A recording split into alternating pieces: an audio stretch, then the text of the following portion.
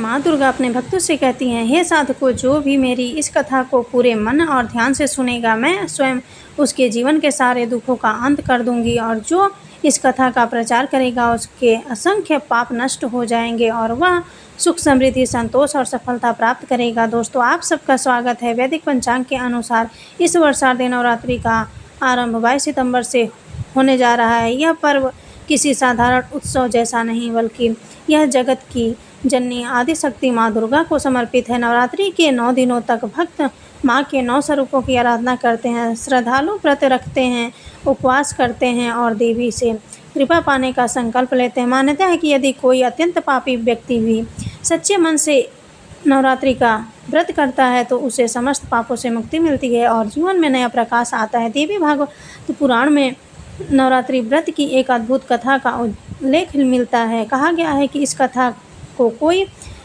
एक बार भी पूरे मन से सुन ले तो उसके असंख्य पाप मिट जाते हैं और माता की कृपा से उसे धन, अन्न, संतान, सुख और समृद्धि का आशीर्वाद मिलता है। यही कारण है कि हर बुद्धिमान मनुष्य को इस कथा को ध्यानपूर्वक सुनना चाहिए और दूसरों तक भी पहुंचाना चाहिए, क्योंकि जो व्यक्ति इस कथा को सुनता है और सुनाता है उसका जीवन कभी अंधकार में नहीं होता है। कथा की शुरुआत बड़ी ही रोचक ढंग से होती है। एक समय भगवान शिव और कैलाश पर्वत पर ध्यान मग्न थे। तभी देव ऋषि नारद अपनी वीणा बजाते हुए वहां पहुंचते हैं। नारद जी को देखकर महादेव प्रसन्न हुए और उनका स्वागत करते हुए बोले, आइए देव ऋषि, आज किस उद्देश्य से पधारे। इस पर नारद जी विनम्रता से बोले, हे प्रभु, मैं आपके पास एक विशेष जिज्ञासा लेकर आया हूँ। कृपया मुझे बताइए कि नवरात्रि का व्रत क्यों रखा जाता है, इस व्रत की विधि और नियम क्या है और इससे किस प्रकार का फल प्राप्त होता है। महादेव मुस्कुराए और बोले, हे नारद, आज आपने अत्यंत उत्तम प्रश्न किया है। आपके माध्यम से समस्त संसार को इस व्रत का वास्तविक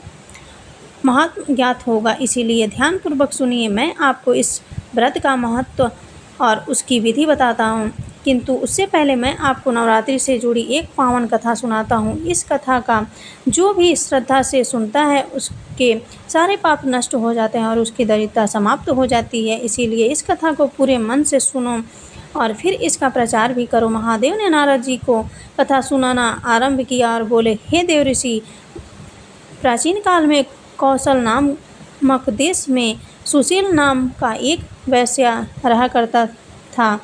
उसका स्वभाव अत्यंत सरल, सत्यप्रिय और धर्मनिष्ठ था। वह क्रोध रहित, दयालु और अतिथियों का सत्कार करने वाला व्यक्ति था, किंतु उसका जीवन अभाव और दरिद्रता से घिरा हुआ था।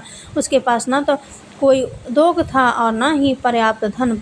परिवार बड़ा था, संतान उसके अनेक थे, लेकिन सभी निकम्मे और कामचोर थे। घर की स्थिति यही थी कि दिन भर भूखे रहते और रात में जैसे तैसे थोड़ा बहुत अन्न मिल पाता वही सबके बीच में बांट दिया जाता। पहले वह अपनी संतानों को खिलाता और फिर जो बचता उसी से स्वयं का पेट भर लेता। इस प्रकार उसका जीवन निरंतर कष्ट और भूख की अग्नि में जल रहा था। भगवान शिव आगे बोले, हालांकि दरिद्र होने के बावजूद सुशील वैश्य धार्मिक कर्मों में कभी पीछे नहीं हटता था। वह देवताओं और पितरों की पूजा करता, अपने द्वार पर आए अतिथियों का स्वागत करता और जितना संभव होता उन्हें भोजन कराता। उसके बाद जो थोड़ा बहुत बचता उसी पर गुजारा करता। उसका मन सदैव पवित्र रहता और वह विनम्रता के साथ जीवन जीता। समय बीतता गया। एक दिन संयोगवश एक विद्वान ब्राह्मण उसके घर पधारे। सुशील ने यथाशक्ति उनका सत्कार किया, उन्हें दान दिया और नम्रता से प्रणाम कर बोला, हे ब्राह्मण देवता, यदि आप मुझसे प्रसन्न हैं तो कृपया मेरी एक शंका का समाधान कीजिए। मैं अत्यंत निर्धनता से पीड़ित हूँ। संतान भूख से रोती है और इतना भी अन्न नहीं होता कि उन्हें मुट्ठी भर भोजन दे सकूँ। मेरी पुत्री विवाह योग हो चुकी है, लेकिन कन्यादान के लिए भी मेरे पास साधन नहीं है। इस कारण मेरा हृदय व्याकुल है। कृपया बताइए, ऐसा कौन सा उपाय है जिससे यह निर्धनता समाप्त हो और मैं अपने परिवार का पालन पोषण करने योग्य हो सकूं।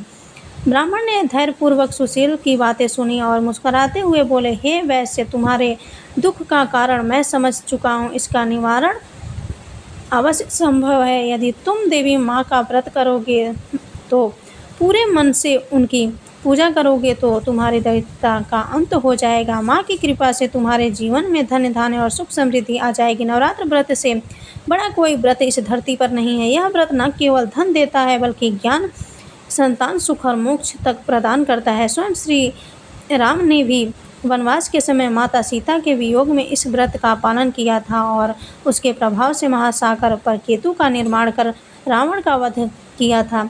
यह सुनकर सुशील वैश्य की आंखों में आशा की चमक लौट आई। उसने ब्राह्मण को अपना गुरु मान लिया और उससे मंत्र की दीक्षा लेकर नवरात्रि व्रत का संकल्प लिया। सुशील वैश्य ने ब्राह्मण से दीक्षा लेने के बाद पूरे मन और श्रद्धा से नवरात्रि व्रत का अनुष्ठान कराना आरंभ कर दिया। वह नियम पूर्वक देवी के मंत्रों का जाप करता, प्रतिदिन हवन करता और माँ दुर्गा की आराधना में डूबा रहता।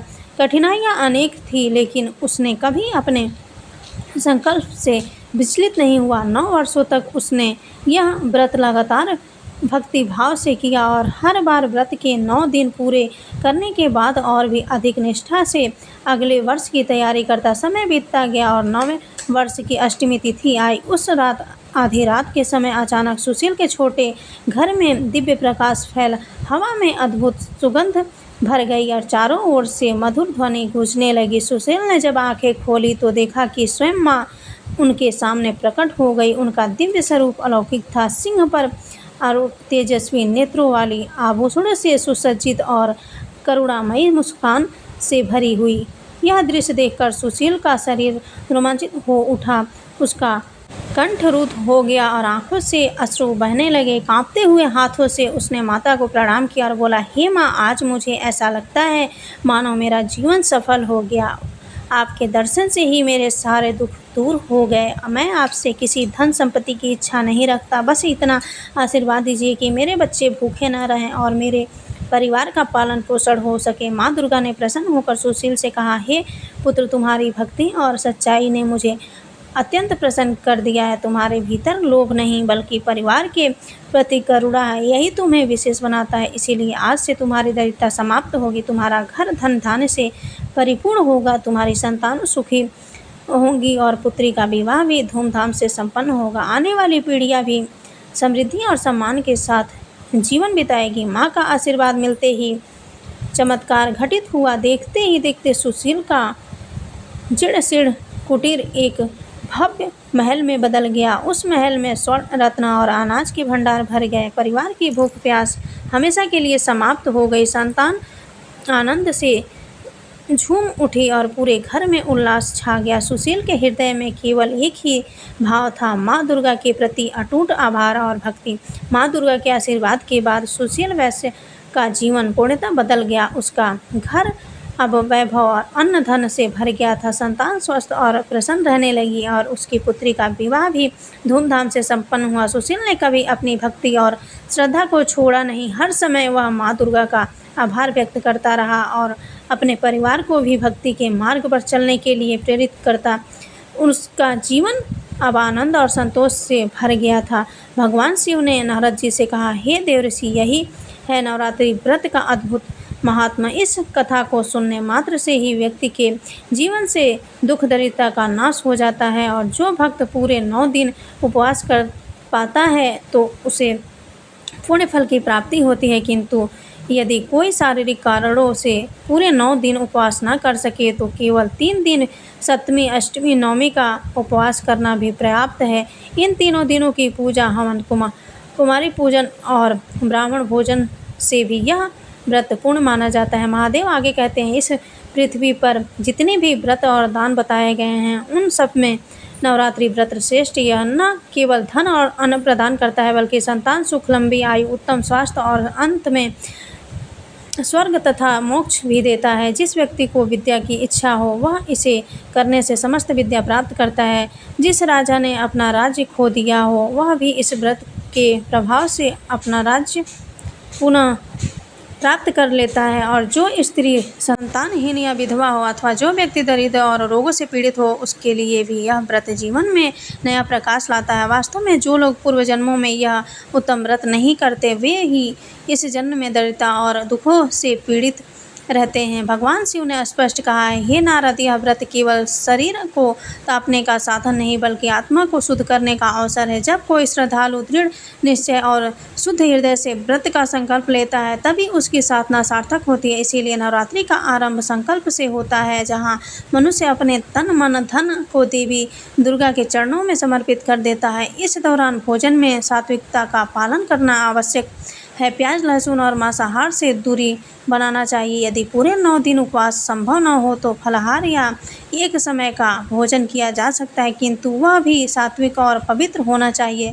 संयमित जीवन ही इस व्रत की सच्ची आत्मा है। भगवान शिव ने नारद जी को समझाया, हे देवऋषि, नवरात्रि व्रत केवल उपवास करने का नाम नहीं है, यह आत्मा की शुद्धि और आंतरिक जागरण का समय है। जब कोई भक्त देवी दुर्गा की आराधना करता है, उसे केवल फूल, दीपक और धूप अर्पित करना पर्याप्त नहीं है। सबसे महत्वपूर्ण है अपने हृदय को पूर्ण रूप से समर्पित करना। पूजा के समय मन को देवी के 9 स्वरूपों में हर रूप के प्रति समर्पित करना चाहिए और उनकी शक्ति, महिमा तथा दिव्यता का ध्यान रखना चाहिए। हर दिन एक स्वरूप की पूजा करने से उसकी विशेष ऊर्जा का आभास होता है और आत्मा में सकारात्मकता उत्पन्न होती है। महादेव ने आगे कहा, पूजा के साथ साथ मंत्रों का उच्चारण और ध्यान भी अत्यंत आवश्यक है। विशेषकर ओम दुर्गाय नमः मंत्र का जाप शक्तिशाली साधना है। यह न केवल साहस और शक्ति प्रदान करता है बल्कि मन और हृदय की नकारात्मकता दूर करके शांति का अनुभव कराता है। नवरात्रि के दौरान क्रोध, लोभ, मोह और द्वेष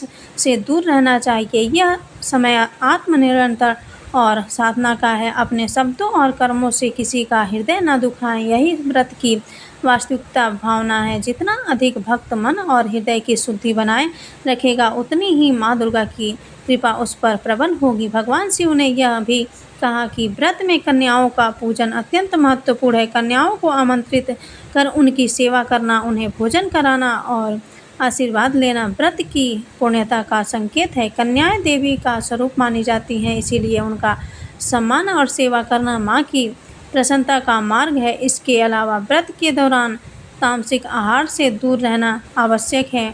मांस, मदिरा और अन्य अस्वस्थकर वस्तुएं व्रत के प्रभाव को बाधित करती है। शिव जी ने यह भी स्पष्ट किया कि नवरात्रि केवल शरीर को कठिनाइयाँ देने का समय नहीं है, यह आत्मिक जागरण और आध्यात्मिक विकास का अवसर है। यदि भक्त मन, वचन और कर्म से संयम रहेगा, आत्मा को शुद्ध करेगा, मंत्र जप और ध्यान करेगा, तो माँ दुर्गा उसकी सभी इच्छाओं को पूर्ण करेगी और जीवन में दुख दरिद्रता दूर होगी। भगवान शिव ने नारद जी से कहा, हे देवऋषि, नवरात्रि का व्रत केवल साधना और भक्ति का मार्ग नहीं है बल्कि यह माता की कृपा का अनुभव करने का अवसर भी है। जब भक्त पूरे श्रद्धा और निष्ठान से व्रत करता है तो देवी अपने विशेष संकेतों द्वारा अपनी प्रसन्नता व्यक्त करती हैं। उदाहरण स्वरूप, यदि पूजा के समय भक्त को प्रतीत हो कि माँ दुर्गा की मूर्ति मुस्कुरा रही है, उनके होंठ हल्के हिल रहे हैं, तो यह स्पष्ट संकेत है कि माँ आपके प्रति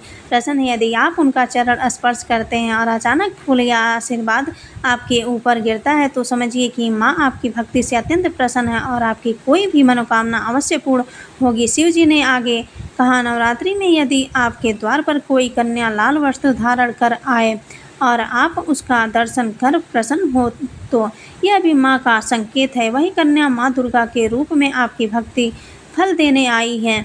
इसके अलावा यदि आपके सपनों में माँ के पदचिन्ह दिखाई दे या कोई कन्या बार बार मुस्कुराती दिखाई दे, तो यह संकेत है कि आने वाला समय आपके लिए शुभ और आपके घर के दुख दूर होने वाले हैं। वहीं यदि पूजा करते समय अचानक आंखों से अश्रु बहने लगे और मन में अद्भुत भाव उत्पन्न हो, तो समझिए माँ ने आपके हृदय में प्रवेश किया। इसके अतिरिक्त माँ की प्रिय वस्तुएं बार बार आपके हाथों में आने लगे, जैसे लाल पुष्प, चुनरी या श्रृंगार सामग्री, तो यह भी शुभ संकेत है कि माँ आपकी भक्ति से अत्यंत प्रसन्न है। अंत में भगवान शिव ने कहा, हे नारद, जो भी इस व्रत का संकल्प ले और तन मन धन से इसे पूरे श्रद्धा और संयम के साथ निभाए, उसके सारे दुख नष्ट हो जाएंगे। माँ दुर्गा की कृपा हमेशा उसके साथ बनी रहेगी और उसकी इच्छाएं पूर्ण होगी। यही नवरात्रि व्रत की महानता और शक्ति है। दोस्तों, इस प्रकार माँ दुर्गा की कृपा और नवरात्रि व्रत का महात्मा संपूर्ण रूप से सामने आता है। यह व्रत न केवल जीवन में समृद्धि और सुख लाता है बल्कि आत्मा